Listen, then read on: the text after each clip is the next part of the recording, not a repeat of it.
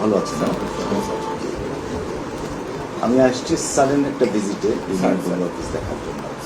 তো এসে তো দেখলাম, আমি আসছি ঠিক 9টা 10টা পর্যন্ত, 5-7 মিনিট আগে উনি এসছেন, আর এখন পর্যন্ত ওনার একজন সহকারী নেই। 9:45টার সময় উনি আসেন। আমি 9টার থেকে এখানে বসে, গ্রাহক অনেকেই ছিলেন, গ্রাহকদের সাথে আমি খুশ গল্প করছিলাম।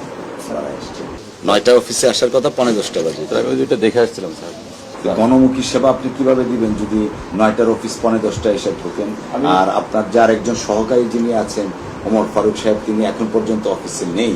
এখন বাজে 10টা। কয়টা বাজে এখন?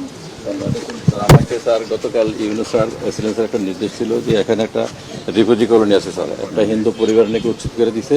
তাহলে রাতে 10টা পর্যন্ত আমি ওখানে কাজ করছি এবং সকালে ওইটা দেখে আসতাম। আমি দেখে মানে আর এই যে এত বড় চেয়ার কিভাবে আপনি পেলেন? কি সরকারি দপ্তরে এরকম রাজকীয় চেয়ার থাকে? কতদিন যাবত? 4 মাস 5 মাস। আপনি কাগজপত্র বের করেন কিছু দেখে? না ঠিক আছে, আমরা বসবো এখানে। হাজিরা খাতা দেখেছি, হাজিরা খাতা দেখলাম। আমাদের